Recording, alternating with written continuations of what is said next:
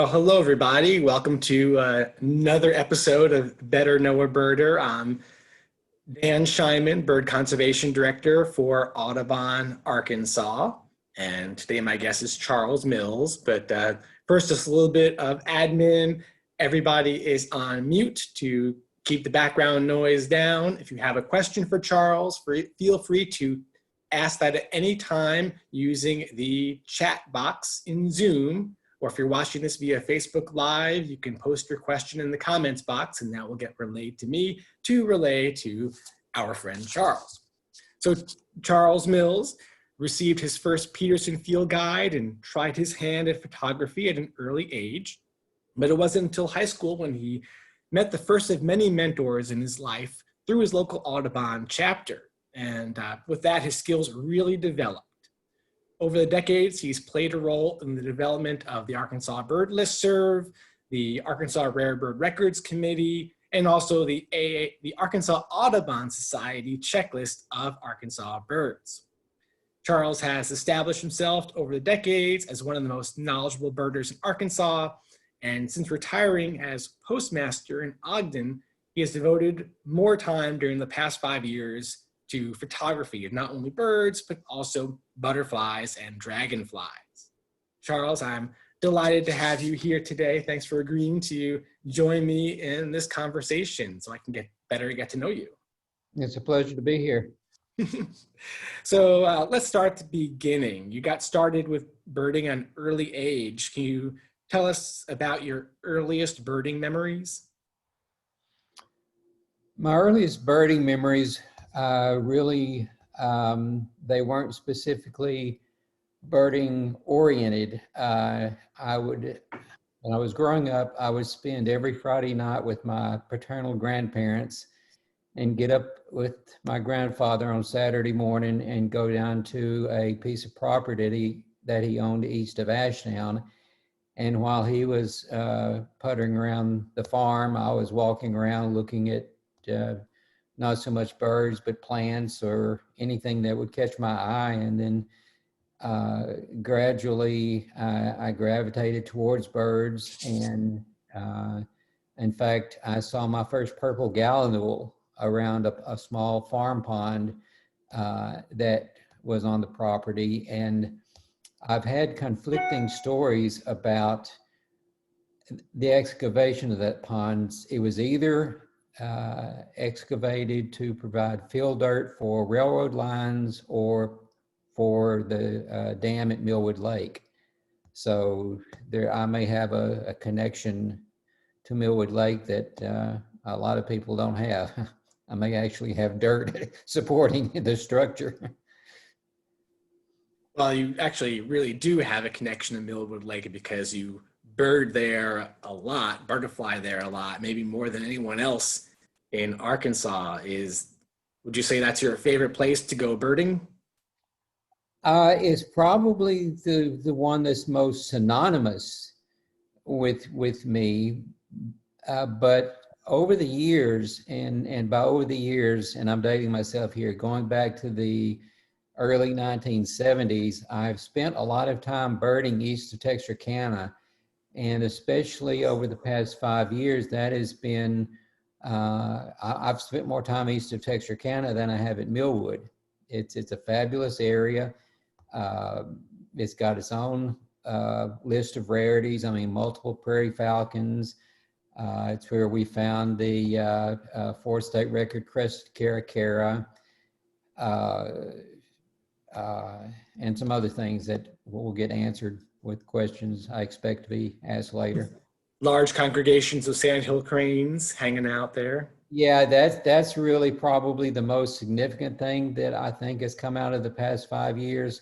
The population began gathering about 10 years ago, I believe. And when I started birding, a single sandhill crane observed anywhere in Arkansas was a bird that you chased. And there is a staging area apparently that's been formed in Miller County, and on 2 occasions I have actually counted 500 plus sandhill cranes in multiple fields, but still that many Sandhill Cranes, which doesn't hold a candle to what can be seen in Nebraska, of course, but it's still a pretty impressive sight to see in Arkansas. And probably a signal of the increase in population of that species thanks to Yeah, conservation. yeah, sure. Which is good. Yeah. Well, you've seen a lot of really good birds across the state on Millwood Lake and other places. Uh, what would you say is your most significant Arkansas bird discovery? Um, Actually, I think, the Cassin sparrow, and not just the discovery of the species, um, but the fact that it was confirmed to have bred as well that first year and only year that it's occurred in the state. So the breeding record, I think, is my most significant discovery in terms of the first 8 records that I've turned up.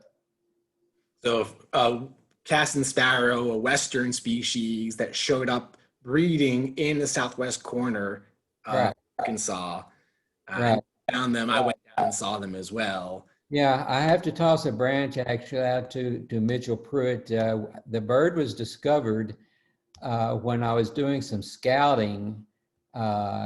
Mitchell and his dad were coming down the next day, and he needed grasshopper sparrow, western kingbird, and he wanted to look for case swallows. So I was out looking for all of those species, and was driving slowly along a country road listening for grasshopper sparrows, and I see this sparrow go up, start singing and coming down, and the previous week one had been seen in Bossier Parish, Louisiana, and I thought to myself, if that bird is skylarking, it's a Cassin sparrow.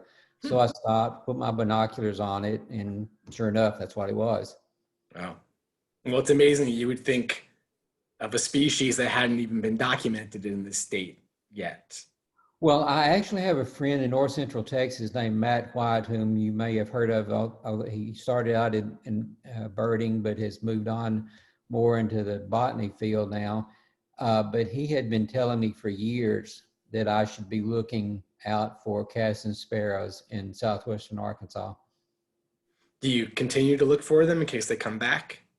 Yeah, I go out there at least once or twice a spring, and in fact, there had been reports subsequently in the same area, but I have never been able to either hear or see any. So, you know, I don't really know if they were there or not. I'd like to believe they were, but I just have not seen or heard of them since 2011. An audience member wants to know any particular places east of Texarkana that you recommend. I normally start out along Highway 296, and then I will, depending upon what activity level there may be here or there, I will turn off onto various county side roads, like Miller County 27 or 21, and then further east of Texarkana and south, there is a county road 14 where I've seen yellow-headed blackbirds with a certain amount of regularity. And so I kind of wing it really. But I do start out at Highway 296, and there's an oxbow lake about 15 or 16 miles east of Texarkana called First Oak River. Well, you've been there. And cave swallows are found there. That's one of the places that I go where I can pretty much count on finding cave sparrows at the right time of year. Yeah, the case was along First Old River, right? Yeah. And interestingly enough, I didn't realize it, but that lake actually occurs in 2 counties, Miller and Hempstead. And so most of my observations have been in the Miller County portion. But also, you do use Ebird to some extent, so your sightings are in Ebird. And also, the Arkansas Rare Bird database is in Ebird, even if you haven't Ebirded directly. So if people are interested in following up, like where did you see yellow-headed blackbirds? Where did you find that crested caracara? that can be looked up through Ebird at Ebird. Yeah. I'm kind of a dinosaur in a way, in that I grew up with contributing to the Arkansas Audubon Society record system, which originally was based, I don't know if this was long before your time.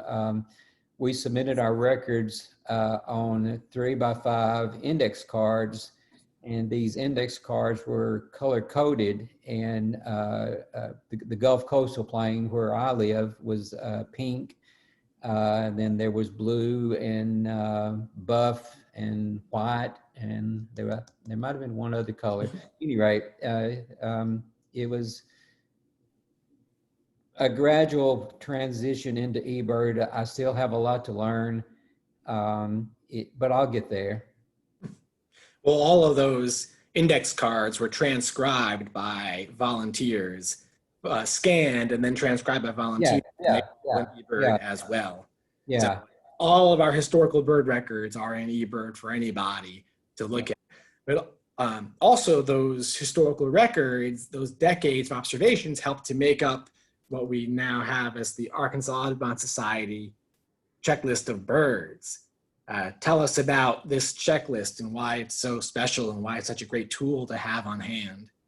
Well, originally it was called a field list, and that's out of habit what I will likely refer to it as. It does still say field reference there. Yes, you're right. Well, field reference and field list is, splitting hairs, but it's the big difference in it. When I started birding, I think the first edition that I can remember seeing was 1964. But back in those days, they did press runs of like 10,000 copies, and they were sold. They weren't given away like they are nowadays. They were sold 3 for a quarter or whatever the pricing scheme may have been. But the original field list was a front and back 4-page document, 1 line per species, in which the species name was listed and the period of occurrence. I started doing the field list in 1980. And that was because we would always have to go through 5 or 6 proofs to get the information correct. And about that time, the Macintosh computers came out, and they were kind of on the leading edge of desktop publishing. And I remember having a conversation with Max Parker in which I stated, look, let me give this a shot, because I know how to spell these birds.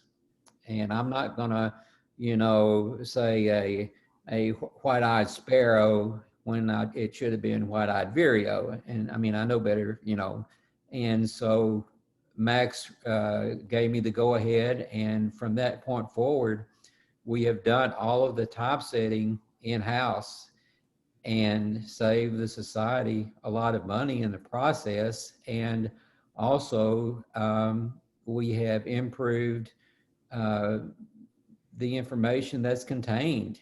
And much of that credit I have to give to Joe Neal, because I think this was probably in around 1983, he was curator of bird records, and he put out an edition of the checklist in which he added the location information and the abundance information that had not been previously, included. And it added a whole bunch of information, of valuable information to the field list.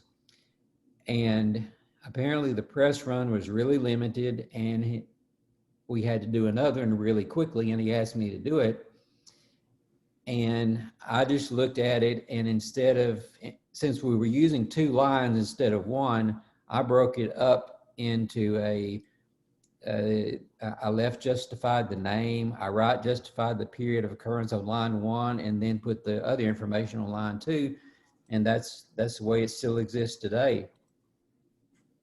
Yeah, I'm showing everyone what the checklist looks like and how in a real compact format it shows you which species occur in Arkansas, but also the week within month that species are expected for the migratory birds. It tells you how common they are for their summer or winter resident, rare, common, abundant. So it's got a lot of information in a real compact format. Yeah, the information, the one thing that I would like to point out, and if you looked on the front page, there is a sentence in bold-faced that states the information that's contained in this checklist is highly generalized. And that's true, because you simply don't have enough space to include everything about every species in every section of the state. So a birder may look at something and say that's not right for where he lives, and that could very well be true, but it is true for some other part of the state or the majority of the state. So you kind of have to, it's very important in what it does present, but it's kind of like your regular field guide in that it cannot possibly illustrate, in the case of a field guide, every possible plumage of every species that you're likely to see. Now, Charles, don't downplay it. It still has a lot more information than the It does. And oh no, I'm not maps trying there. to downplay it at all. It's just that over the years, there were a lot of complaints that the information wasn't appropriate for a certain section at a certain season. And that's precisely why that sentence got bold-faced, was to point out to the people that groused about it that it was intended to be a generalized reference, and you were to, refine its information according to your area. I mean, it wasn't intended to be, an absolute sort of thing. Sure. Well, but anyone who's interested in birds in Arkansas should get a copy of this list. And you can download that from Arkansas Audubon Society's website, arbirds.org. And we'll have that available for people in the comments.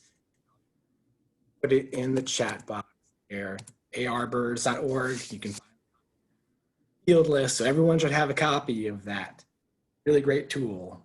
If you want to know when the hummingbirds arrive and when the purple martins leave, and whether you had a rose-breasted grosbeak or a black-headed grosbeak, that checklist is your go-to, first thing you go to. Yeah, it's one of them. I've done so many of them over the years that I've almost literally memorized, and that's one of the reasons I stepped down after.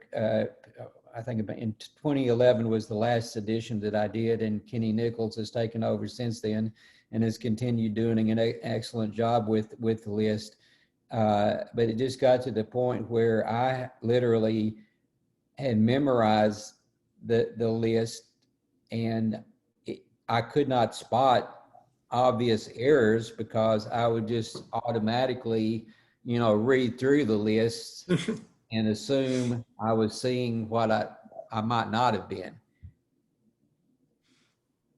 Well, you've done a tremendous job in helping shape that list, and I appreciate it. Thank you for doing that. So you've been birding in Arkansas for a long time. What's your Arkansas state list up to now? It's in the low 380s. I actually have a really anemic life list for somebody that's been birding as long as I have. I mean, my total life list is somewhere between 500 and 540 species. But if you consider that 383 or almost 400 species of that has come from within Arkansas, and better still, within a 15-mile radius, it'd be a 15-mile diameter circle, that's pretty impressive to have very impressive species in such a small area. Is your personal state list the highest of anyone's in the state? Have you seen more birds than anybody in the state? Right. Kenny and LaDon Nichols have probably 2 or 3 or 4 more than I do right now. Yeah. So you also go birding in Texas too, since you're right on the border. Actually, you live in Texas now. So where would you recommend, where do you like to go birding in Texas? And what birding sites in Texas would you recommend that Arkansas birders go to that's not too far from the border? Go back to Arkansas. No, I actually live close to Lake Wright-Patman, and that's about the only spot I go to in Texas. I still bird almost exclusively in Arkansas, even though technically I live maybe 8 miles inside the Texas state line. Wright-Patman is a large, shallow lake like Millwood, and in the winter, it can host large groups of gulls. And if you're patient enough, you can pick out little gulls and black-headed gulls and kittiwakes and things like that. So that's probably the one single spot that I would go to. It's also had a great shearwater, which I did get to see there once. I didn't get out in a boat to get photos, but I did see it from shore. Well, I imagine if you spend as much time on Lake Wright-Patman as you have on Millwood, you probably would find a lot more bird species there and a lot more rarities. Oh yeah, it's an excellent spot.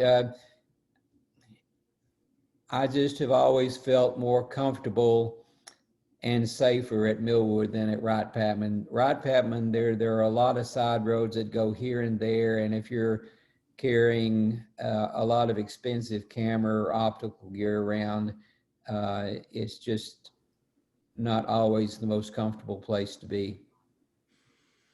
Well, that leads me to the next question is that you also are really big into photography. So what kind of camera are you using now? Currently, I use a Nikon D850 with either a 500 millimeter or 800 millimeter lens for birding.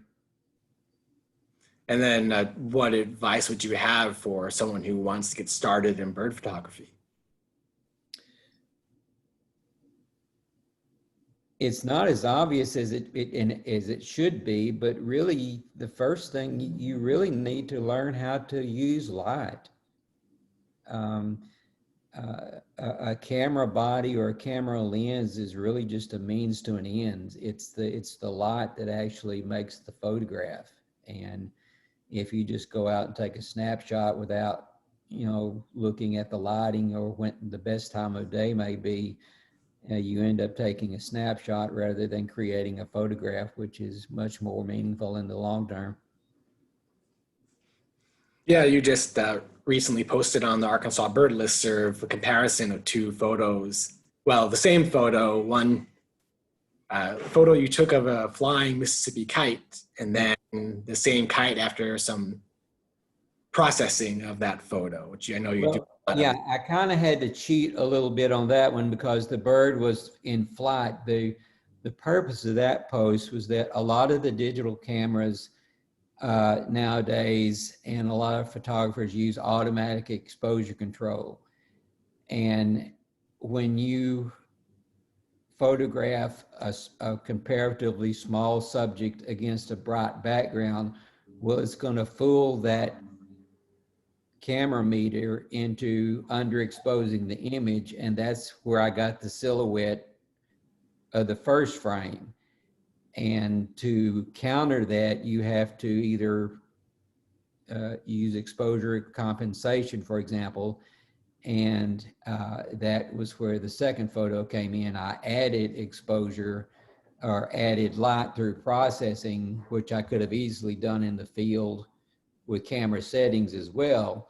But for the purposes of that article, I just had to choose a picture and kind of do the same thing with a slider in a program. But it was just basically to point out that you can't trust a light meter in every circumstance. Sometimes you have to take control yourself. Otherwise, you end up with a lot of silhouettes. And that's, I mean, as you know, I've been reviewing bird photos on Ebird a lot since March and the COVID-19 outset. And the biggest problem I've had with a lot of photos is that most of the photos on Ebird are excellent photos, but there are a noticeable number that are silhouettes, and no matter what you do, they're going to remain silhouettes. And it's, you know, if it's a rare bird, that could be kind of important. Sure. Well, sometimes photos are just good enough for documenting a rare bird. Yeah, no, absolutely. Versus actually having an artistic photograph. Oh, you should see some of my documentation photos. They're horrible. If you have the time to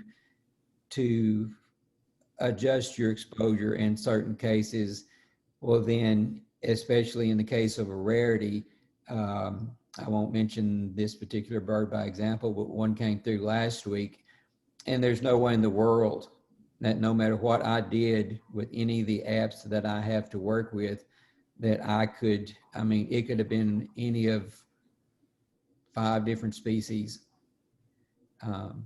based on the fact that it was nothing more than a silhouette. I just could not pull out any detail at all. There wasn't anything to pull out. But if you can pull out detail, you know, you can hazard a guess. And I'd say 98% of those that I'd have to do that with, they are correctly identified. It's just the photograph.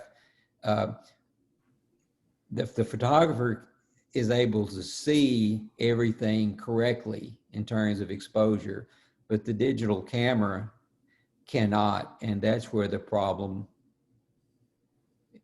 starts. So sometimes, no matter what the photographer does to adjust in the field, they can't always compensate for the conditions. No, you can compensate. It's the meter, unless the photographer does something to help the light meter. The light meter is going to try to make everything 18% gray. That's why, if, for example, if it snowed in Little Rock and you wanted to take pictures in your front yard of the snow, and you just took, you pointed your camera up and you took the picture, the snow is going to be gray.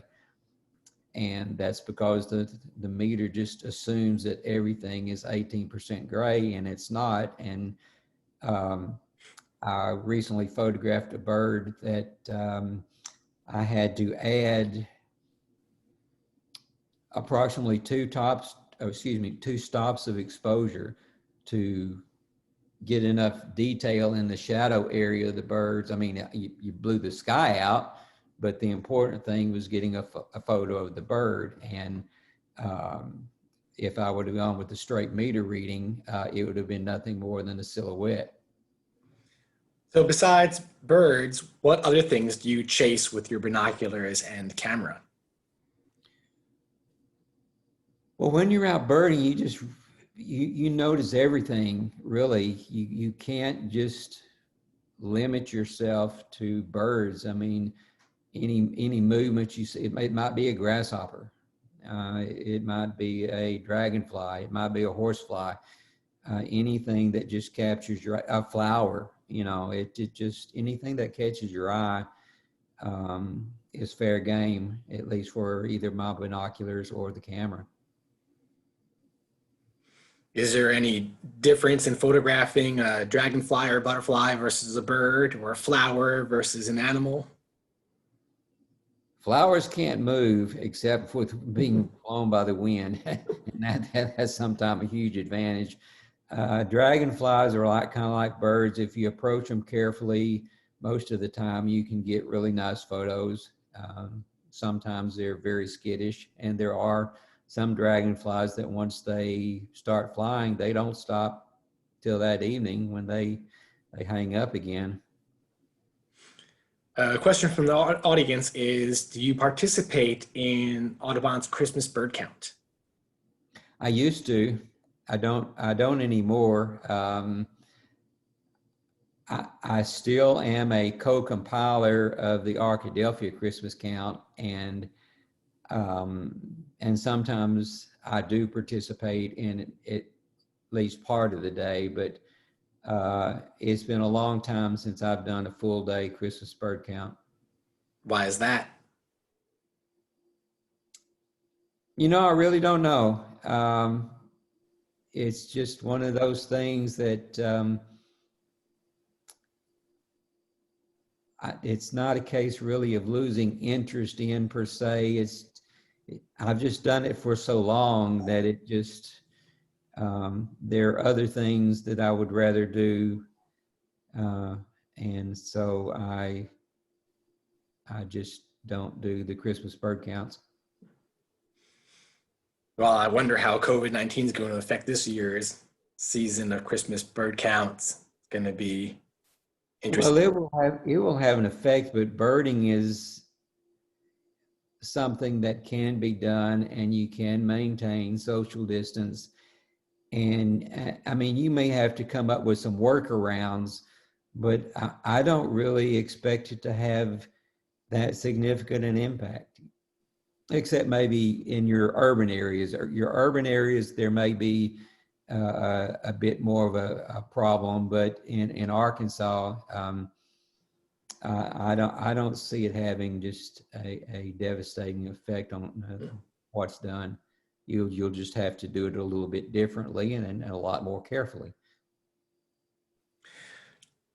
As a reminder to everyone, if you have questions for Charles, you can post that in the chat box or the comment box on Facebook. So besides birding and photography, do you have any other hobbies that you enjoy? Have you ever been into stamp collecting since you worked for the Postal Service? Actually, I did collect stamps when I was a kid, but they got too expensive. And the postmaster that I originally worked for collected what was called a plate block. And a plate block is the corner for stamps that also has the serial number of the press run, or that particular, maybe that was the 10,000th sheet of the stamp, or that issue that was printed, but that was a plate block. And I looked at foreign stamps, did that for a while, and I actually still have what I collected. Didn't buy any Elvis stamps though. There were too many of those that the Postal Service printed millions more than they normally do. And so, I mean, you could have bought, I was working at the time, and people would come in and buy 5 and 10 sheets thinking that these stamps were going to be worth a lot of money. And maybe 200 or 300 years from now, that might be true, but it's not going to be a short-term get-rich scheme. Oh, I know. I'm a stamp collector myself. I collect stamps featuring birds, and I know all those current commemorative stamps aren't worth anything more than face value, but they are fun to use. Well, of course, if you find one that has a design anomaly or a offset print, error, that then they would be quite valuable. But they generally watch that, and they try to take those immediately out of circulation.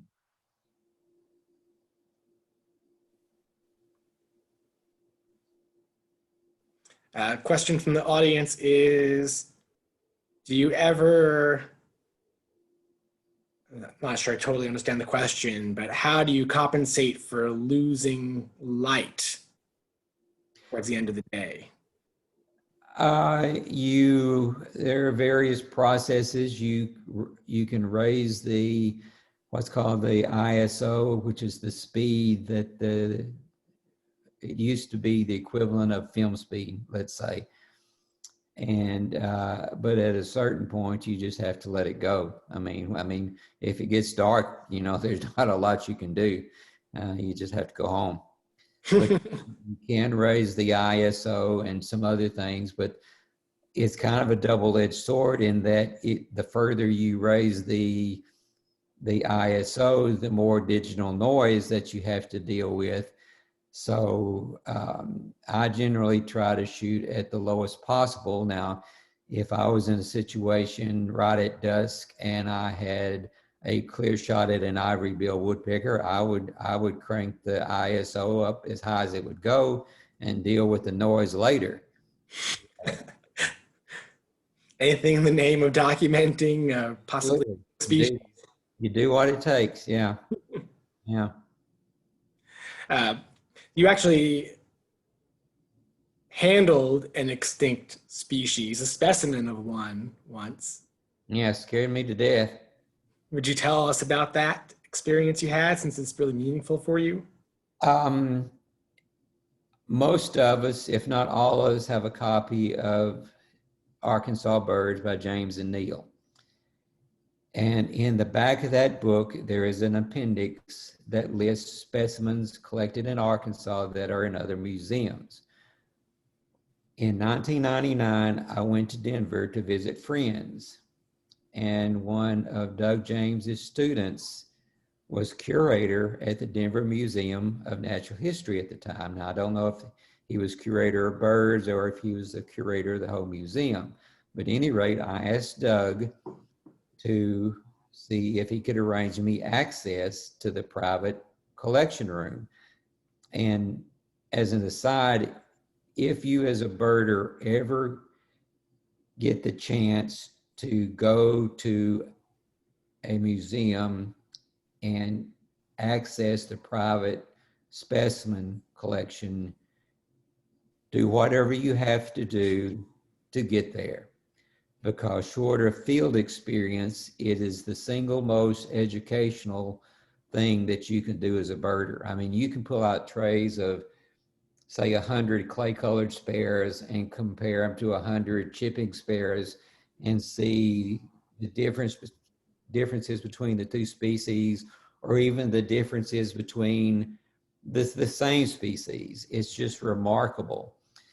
And during that visit to Denver, I looked or wanted to look at Connecticut warblers, which to this day I still have not seen.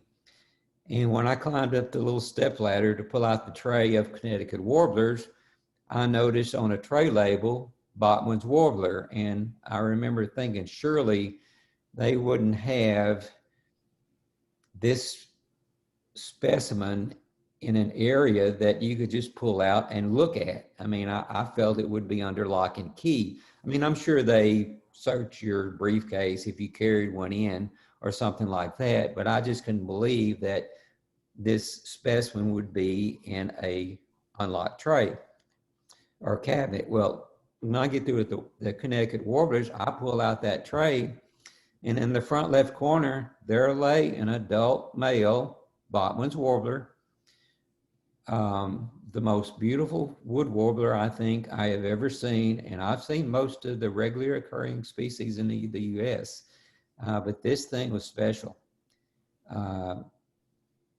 It had a leg tag on it, and as I said, I literally trembled when I picked that bird up.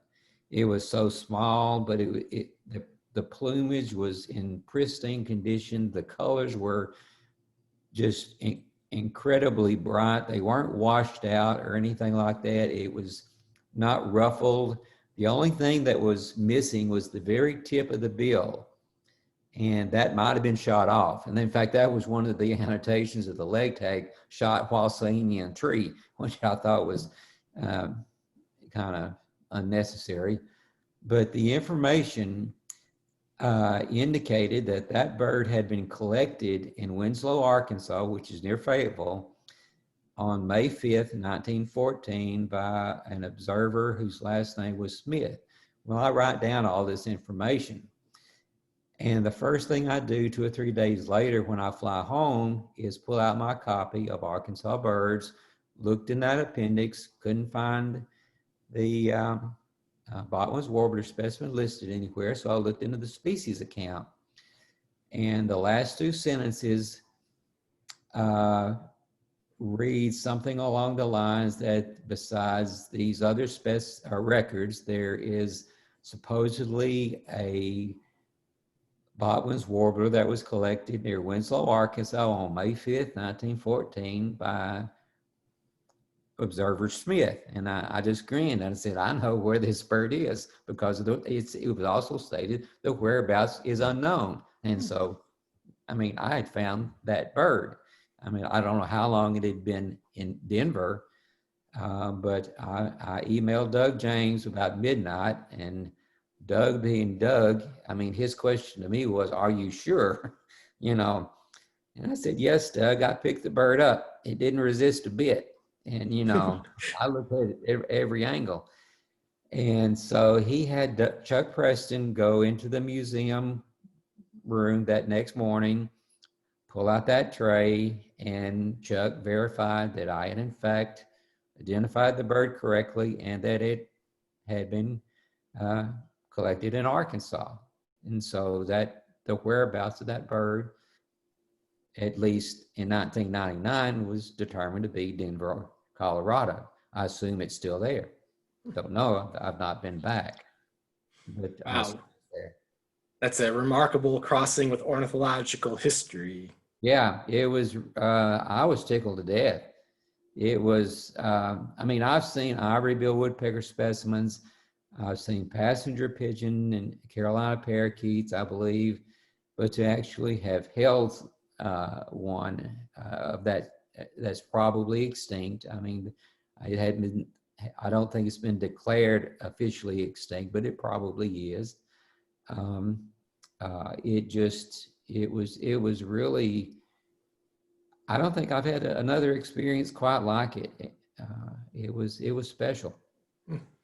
Well, thank you so much, Charles, for sharing that other experiences with us. I really appreciate it. And I appreciate all of you for tuning in today. And I wish you all well and good birding and butterflying and photography to all of you. So, thanks, Charles. You're welcome. We'll see you at some point in the field, I hope. I bet you will. Be good, everybody.